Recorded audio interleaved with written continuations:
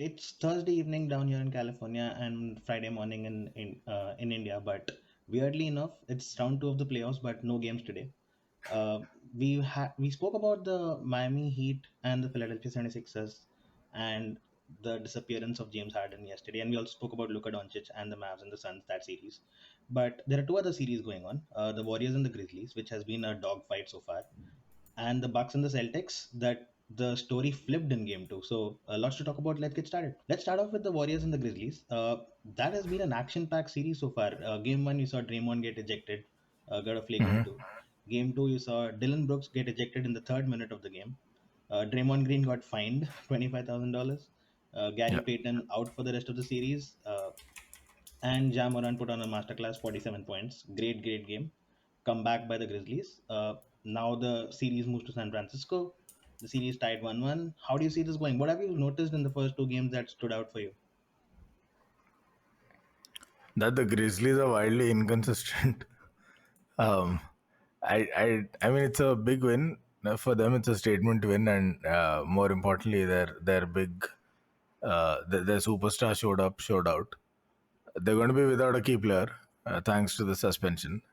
Um, so it is imperative maybe that Jamaran shot. But I know one thing so far, and it's not something I've learned from this series. It's that whenever Steph Curry plays against a direct opponent, more often than not, he comes in with this attitude that great players often enter playoff games with, like Jordan or Magic or Kobe, LeBron, Giannis. There'll be several games throughout their postseason where they'll come and they'll play well and they'll win games and they'll go, and then there'll be these closeout games where game five, when you're 3-1 up, you can end it right there, send everyone home, and that's that. You're not letting it go to game six. That's when you see another worldly level of each of these players. Most recent example, Giannis to close the series in game six against Phoenix, monster. LeBron in the bubble, time to shut the door on Miami. He just, until then, he let AD do his thing. He let everyone do blah blah blah.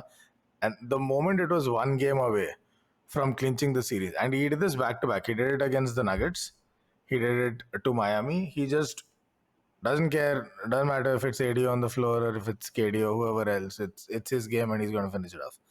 That Steph Curry is what I would expect to see. We've seen him show up against Trey Young. We've seen him show up against Lillard. We've seen him do that to Harden, Westbrook, anyone that is ever compared to him. Whenever he goes up one-on-one against them, it's a show. He hasn't yet put on a show.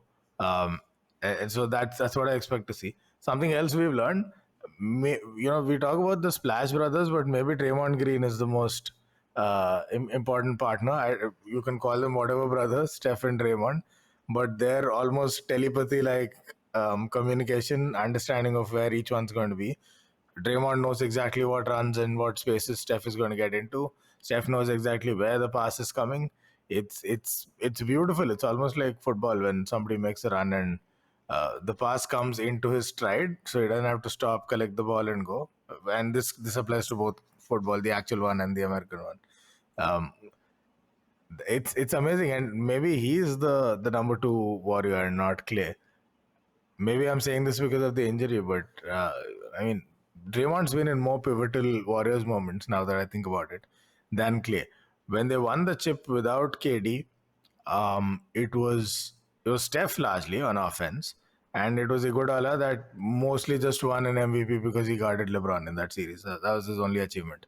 Um, and then they dumped one series, and then two with KD, where KD was the best player and Steph was the second best player, and Clay was the third best scorer. Maybe it was Draymond all along. Were we sleeping on Draymond's importance to the Warriors? Is my big takeaway from all this. And we saw that earlier in the season as well. Without Draymond, the Yeah, team looked totally different. They went on like 50% win. I mean, they had just 50% of the win, of the games that they won. yeah, So Draymond is. I mean, Steph can run this team without Draymond. Yeah, probably. Clay cannot run this team without Draymond or Steph. But if put take out Draymond from that team, it's like Steph and Clay. Are they good enough to beat Grizzlies? I wouldn't yeah. think so. They did win game one, but I don't think that's happening again and again. No, Draymond is the guy who holds this team together, right? You can bring in Poole, you can bring in Wiggins, you can bring in Clay, you can bring in Steph. I'd keep him separate. He can win a game on his own, but I don't think any of the others can win a game on their own without Draymond in the lineup. Yeah, so no, absolutely. And in closing, Draymond Green, we know you're listening. Here's our appreciation for all that you've done. How big is the loss of GP2 in the series? Because he was the guy who was assigned to Yeah, guard Ja Morant, and he yeah. was getting the start ahead of Jordan Poole as well in the series. Two games, both he started, and he did a great job on Ja Morant in game one. I know Ja Morant got his points, but largely it was not as efficient as he would like. Oh, for sure. Yeah. Game two, GP2 was out early in the game, and then it was Wiggins and Jordan Poole switching on him, and Jamoran had it easy. Whenever he went to Yeah. the paint, he got whatever he wanted, got the points. They let him shoot the three, and he had a great night of three. He scored five threes out of 11 attempts, which I Yeah. think is above his regular average. So Yeah. uh, I think the Warriors are comfortable letting him shoot the three. I mean, you don't have these often. I mean, these nights very often. But once he gets into the paint, and he led the league in points in the paint this season, so that is where he becomes dangerous, right? Because Draymond is not assigned to him. Draymond's taking on the bigger guys. It's Wiggins and Jordan Poole. Wiggins is Yeah. still good. Jordan Poole is Jamorant is just pushing him aside and getting to the basket. So Yeah. GP2's loss is going to be huge for the Warriors. Do you see that being a pivotal factor in deciding the series? Nah, I think this series is going to be one on offense. This isn't one of those. It's not going to be a gritty defense series. I don't think that's how it's going to go. I think this will be one on offense, and on offense, I trust the Warriors have enough firepower. Which, by the way, that also is something that will take a hit, so to speak. Their ability to keep the points ticking, because when they chose to start GP2 out of Jordan Poole became sort of their de facto sixth man. He became their Tyler Hero basically, where big production, maybe even game leading numbers, but off the bench, and that boost helps when you start with the Splash Brothers and then one of them or both of them go out in the rotation, and then Poole comes in and he's got whatever young guys around him, and they get the job done. Um, Now they have the conundrum of, do they start Poole or do they find another guy? I would still lean towards finding another guy that they think is their best bet at guarding Jamorant, because you neutralize Jamorant, the series is over. It's almost like Luka and the Mavs with him and the Grizzlies right now. Um, at this point in the season. So I would still be in favor of doing that, because otherwise you have the unwanted problem of starting Poole along with the Splash Brothers. And then that kind of just messes up everything, because two of them are off the dribble shooters. Neither of Steph and Jordan Poole are particularly good playmakers. They can do it if they need to. And then you've got Clay, who's mostly a set shot shooter who can take it to the rim or finish in the paint. It kind of removes that fluidity from their offense when they force fit all three into the lineup. That's my big concern. It's not who's going to guard Jamorant. Agreed. And GP2 has sneakily been a good offensive player as well. He can shoot in those corner threes, and you've seen it in the past. Even in the series against Nugget, there was a game where he went off for 15 points.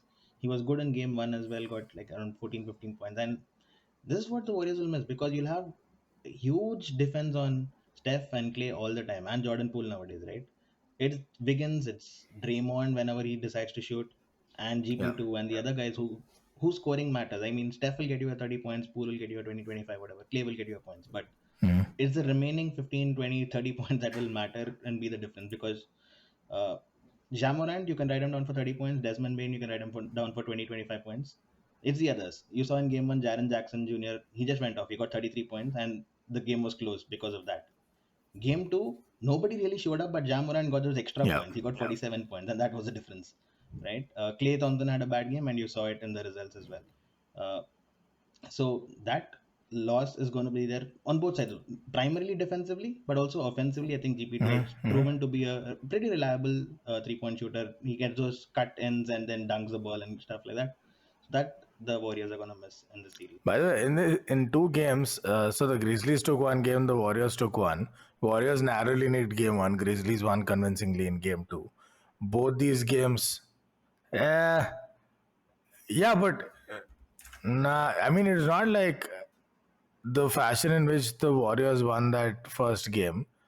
It was okay. So it's a bit of a leading comment, because I'm taking this towards Clay Thompson. But the way they won that first game was Clay made a big shot, And that was that. That was it. End of story. This was closely contested, but it wasn't quite as dramatic.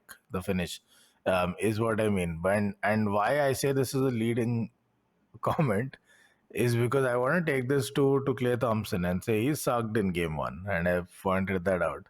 He hit that big shot, but other than that, he sucked. Which we had this whole debate of, do superstars have it easy every time they make a big clutch shot, and they do. And then game two, another really disappointing performance from Clay. It's He it's seemed not too that. desperate to force the situation. Like he was Yeah, taking shots of the dribble, which is not really his game, right? He's more of a catch and shoot guy. But he was yeah, taking a lot of contested shots and in uncomfortable positions, you could say. It's not really his game.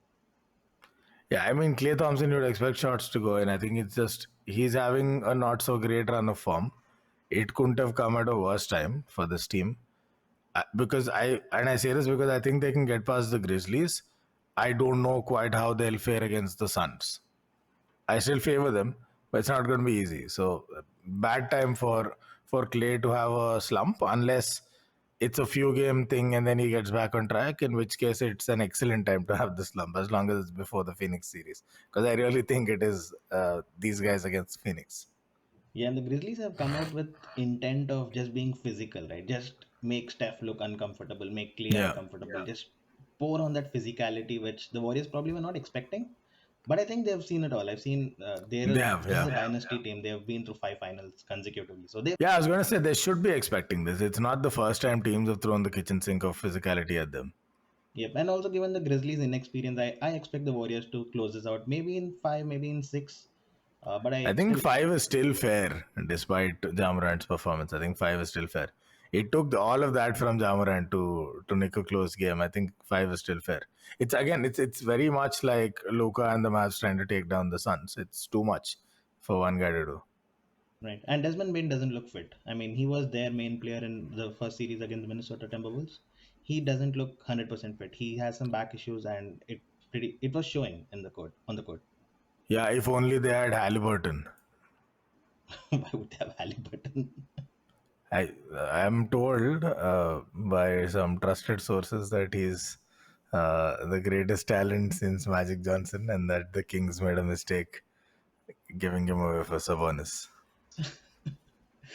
Okay. On that note, let's move on to the second series. The Bucks and the Celtics. That game was a shock, didn't it? The first half, the game was over. Celtics Yeah. led 65 and 40 at the end of the first half. Jalen Brown going Mhm. berserk. He ended the first half with 25 points, and Giannis totally shut out. He was 2 of 11 in the first half, and uh, he seemed pretty much like the Giannis from 2 years ago, where they built a wall and he Yeah. didn't know what to do. I don't expect Giannis to not figure it out. He's a much more mature and bigger player, if I may call him that. But this was shocking to me. Was it to you?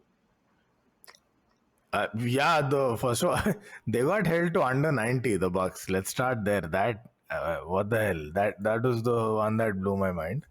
The margin of victory 23. If it was 110, 133, I'd have been like, okay, everyone gave up on defense, and then Celtics made a few shots. But under 90, it's not the margin of defeat. It's they got held to less than 90.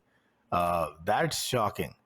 And Giannis, though he made up for it eventually, what is he, 2 for 11 in his to begin with in the game?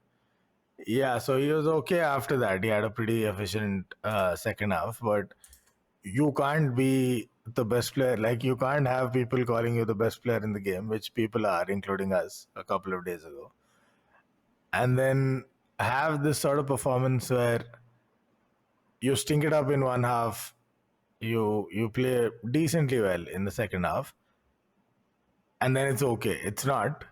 There's a reason you're the best player in the game. It's because even when you have a bad first half or a first half as bad as that, you get the win because you're phenomenal in the second half, and that's what every one of the greats have done. It's what Giannis has done. So this was by far his most disappointing game yet of the postseason, which he's not really had many disappointing games. So it's probably the only disappointing game yet also of the postseason. But that was bad.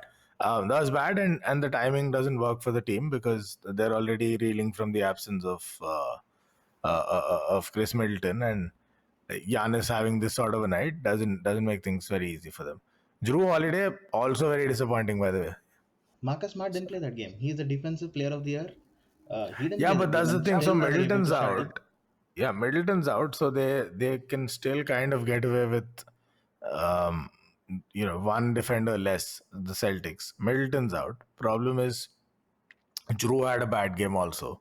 It gets swept aside because when you have Giannis on the team, everyone's like Giannis, Giannis, Giannis, Giannis, and it goes both ways. If there's a win, it's disproportionate credit to Giannis, and if there's a defeat, it's all Giannis, Giannis, Giannis. He choked, he did, whatever. And what we sometimes tend to miss is Drew already sucked in this game. He wasn't very good. He didn't really have that tighter defense on him either. It was just the Giannis wall stopping Giannis, and Drew already had an off night also. I would look at this as a one-off.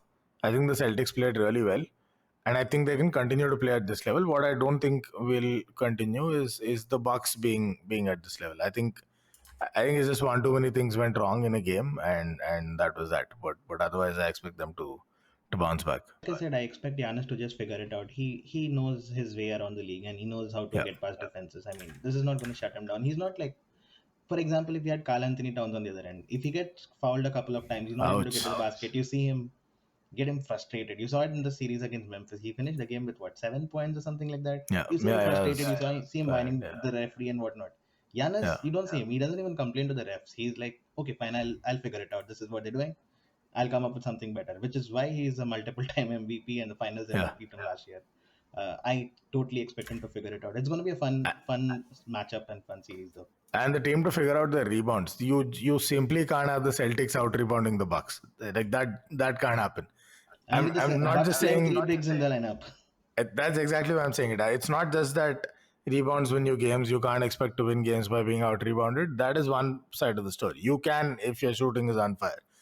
You can't, as the Bucks, as they're presently constructed, hope to win a game with any modicum of ease if the current Boston Celtics out rebound you in that game. It's just a 1-to-1 comparison. They can't out rebound the Bucks. That makes no sense. That's what happened in game 2. So that's another thing that they've got to figure out. Like Bobby Portis's shot volume is one thing. Okay, he's not Shaq, we get it. So it's okay if he takes even one shot in a game. But rim protection, get to that corner spot, whether you get the ball or not, get to that corner spot, put pressure on the offense. And bump bodies in the paint. That's pretty much his job. The bump bodies part was missing. The rebounds weren't great from the team, and that's something that has to go up significantly. Absolutely. It's also one of those days where none of the 3 pointers are going in. The Bucks finished with three pointers in the whole game. And that's Yeah. not happening again, is it? Yeah, no, hope not. I can't never say never. I hope not. It was miserable shooting, man. It was a bad game. I think the beauty of this series is there's now one apiece, almost identical score lines. They just got flipped. Boston did to Milwaukee what Milwaukee did to Boston. Sets up for an intriguing game 3. I still favor the Bucks overwhelmingly, but this series just got a little more interesting. Absolutely. I think the Bucks are still the favorites. They still got that away win, right, which counts Yeah. for a lot in these playoff series. So I think like same with the Warriors as well. They got the win in Memphis, which counts for a lot. I think they're a strong home team. Same with the Bucks. Yeah. Their home crowd is going to be loud, and the Boston Celtics will have a tough Yeah. job in getting another win there. So that's all on today's episode. We have two games tomorrow: the Philadelphia 76ers and the Miami Heat. Embiid is out. Not good news for the Sixers. I see the series just getting shut out now. I mean, if they lose Sweep. the third game, there's no point in bringing back Embiid for game 4. I don't think he's going to come back for game 4, and I think they're going to get swept. Uh, James Harden due for a big contract at the end of the year. Do you think he's getting it? Here's what I read. If he Not, gets a not supermax at contract at the end of the Philadelphia. year, in 2026, the Sixers will be owing him 61 million in 2026. That's okay. I think sometimes these numbers get blown out of proportion. That's just inflation and also the league, just the salary cap itself going bigger and bigger. The league's making more money. So that's okay. I think it's not like if it's not 61, it's 50 in year 5. It's a done deal. 40 in year 5 is still a problem given how Harden's playing right now, and um, the league has now seen uh, what has happened with Westbrook when he got that big salary and how it played out. Then you see it with John Wall, very big salary, and how that turned out. And then you have this whole Ben Simmons situation. He's nowhere close to the pay scale that these guys are on, but It gives some more ammunition to the owners association, if there is such a thing, to put pressure on the players association and the league, and tell Adam Silver that there are serious amendments needed in the way these contracts are structured, because otherwise, the owners would become a joke, and rich white men don't like being the butt of any joke for too long. So I don't know what it'll bring. I don't know if they're going to insist, yeah, you get guaranteed income, but only for games played. uh, I mean, that's an extreme clause. What do you do about legit injuries, right? It's a very extreme clause. So I don't know how they'll work the way around it. But you bet that in this environment, with the whole Ben Simmons fiasco and with the learnings from a bunch of bad contracts, Westbrook, John Wall, Porzingis, even for what he gets paid and for his level of availability, I think the league would be quite cautious. That said, it's Daryl Morey. Who the hell knows what kind of nudes Harden has on him? I don't know what compromising positions he's been photographed in. Some Harden has something on him. I don't know what it is, but he has something on him.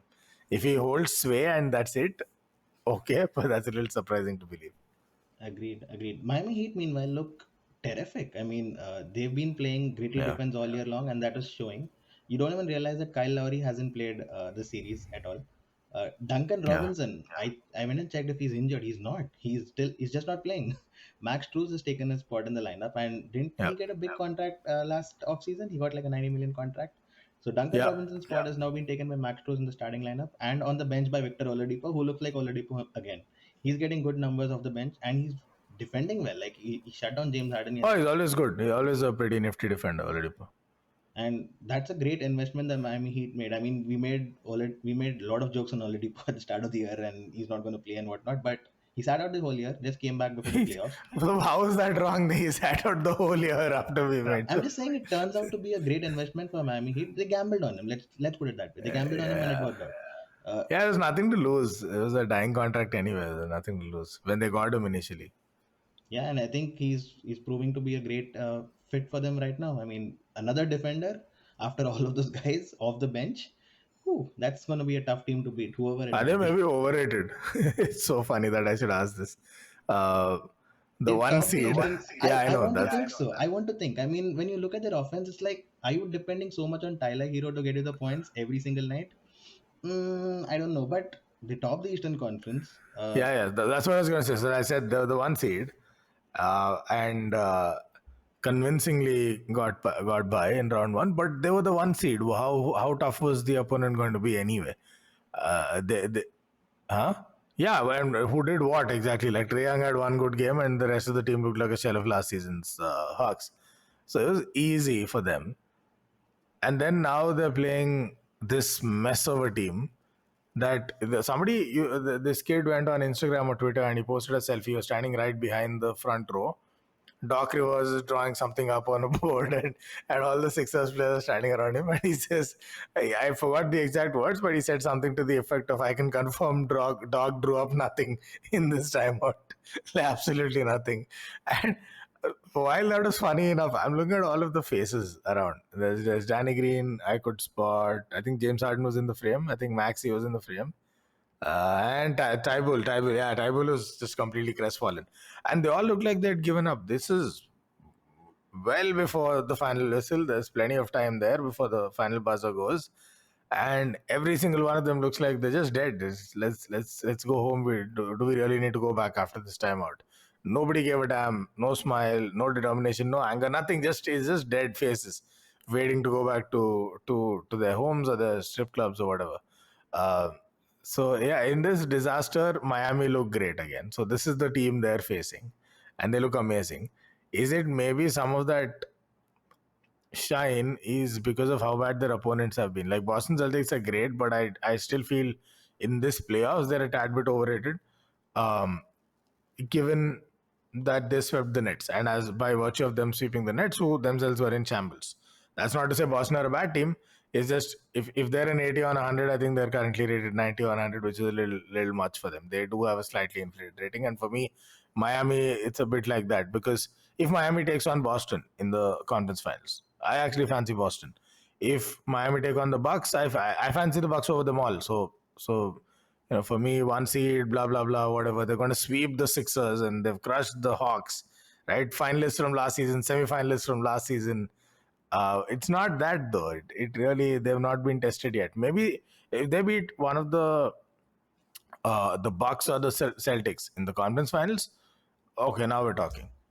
Then you're on par with Phoenix I Suns. want to call them overrated, but evidence points otherwise. Yeah, Is what yeah, especially that they were in the finals not too long ago also. So it's a bit comical to say. Maybe it's just they're unconventional. It's like you look at Jokic, you don't think you're watching one of the best players in the league. You never get that sense because it's just so lethargic and slow and comical the moment, but it works. It's effective. Maybe that's what Miami are. They're not lethargic, but it's not the prettiest of basketball, but it's effective. It gets the job done. exactly. It's tough to score against them. I mean, you have five awesome Yeah. defenders. It's tough to score against them. James They're Harden gave up in the the second half yesterday. they're the Villarreal of the NBA. Yeah, I like that comparison. They have a good coach. I mean, probably the best coach in the league as well. So he can do wonders with his unit. So that's But Ty Lue's coaching them. no. Eric Spoelstra is probably one of them. Yeah, no, I agree. Tyler got knocked out against the Pelicans. I mean, I'm not a big if there Ty was a Lue guy. I power respect ranking, he's his dropped. abilities, but for me, Spolstra and Nick Nurse are both superior. Agreed.